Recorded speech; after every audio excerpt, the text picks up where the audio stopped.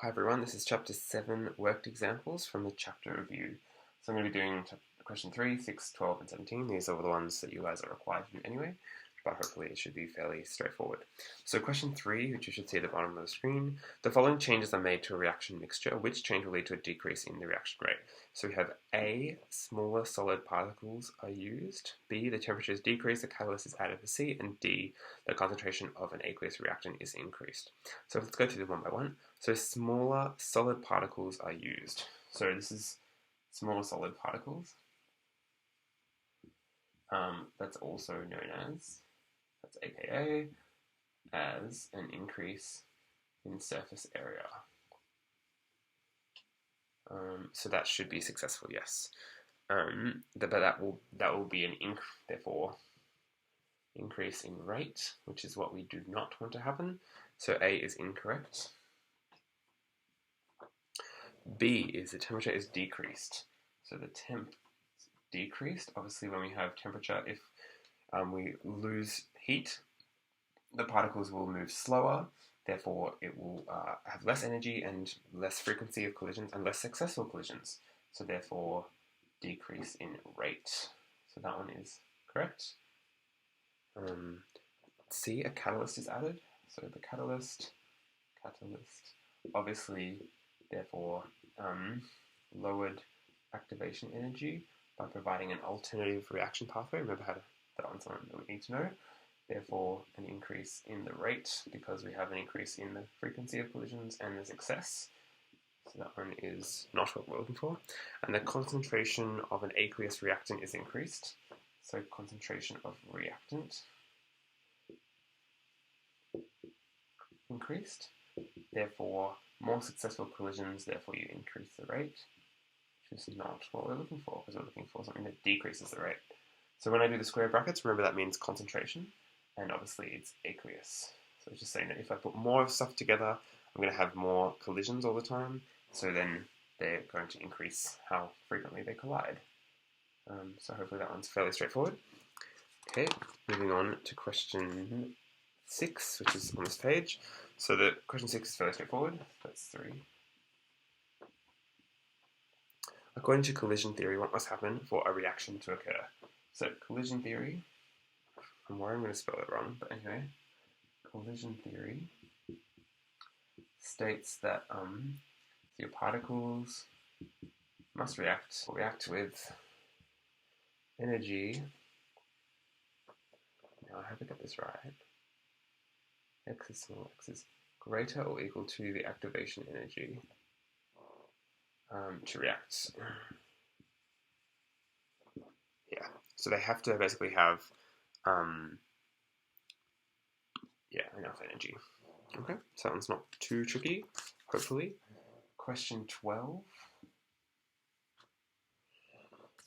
It states that according to the following observations with reference to the collision model for particle behavior.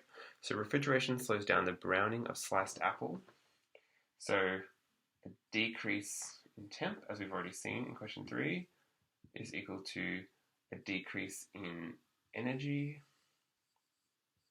and a decrease in frequency of collisions. Therefore, slow down the rate of reaction. So same idea, if you have a lower temperature, you have less energy for your particles to collide with, so they won't be at the activation energy level potentially, and they're going to collide less often because it's slowing everything down. So the rate of reaction slows down, therefore the browning of the apples slows, so it doesn't happen as quickly. B. It says hydrogen gas in air produces water vapor. So I guess H2 plus O2 goes to H2O, and then obviously we can balance that if we need to, which I assume is just this. Okay. Pure oxygen gas instead of air increases the rate of this reaction. That's saying that if you have air, obviously you have a mix of oxygen, but if you have pure oxygen, you're actually increasing. So this is increasing the concentration of O2, which equals an increase in the, frequency of collision.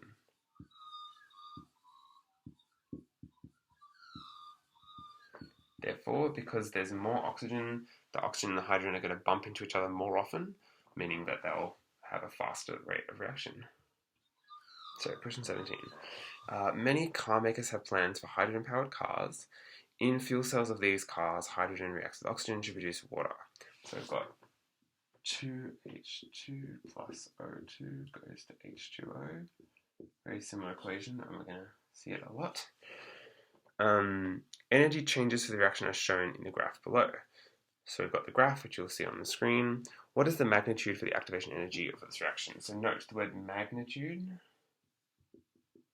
just equals, what's the number? So what is the amount? What is the number for the activation energy? So EA, according to the graph, as you'll see, it looks like we've got to go, so again we've got, I might just draw a really simple version of it up here. Okay, and you've got 1370, 0, and -572. Obviously it's poorly drawn and it's not to scale, but at least you've got the numbers. So you know from here to here is EA. So what is the magnitude of the activation energy? So EA is going to be final minus initial, which is 1370 minus 0, so it's just 1378 kilojoules per mole because that's the unit that we're in, if you can see on the graph. Okay, B, what is delta H? So again, from here to here is delta H. So delta H is equal to final minus initial, so it's -572 minus 0. Again, include the units, kilojoules per mole. And then the next bit. Several groups of scientists have claimed the split blah blah blah. So they're using the equation H2O goes to 2H2 and O2.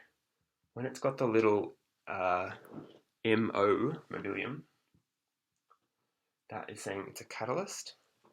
So just saying that it's in the presence of mobilium that it separates water into these, which is what you think of like the Martian was doing when you can make your own oxygen gas from electrolyzing water. So producing a source of oxygen from water is doable. So sketch energy change graphs for this reaction with and without the presence of a catalyst. So it's exactly the same reaction as this, but it's backwards. So we know it's going to look like this graph, except reversed. So it'll be something like this. So it's, again, I've drawn it badly, but you get the gist. It's going backwards.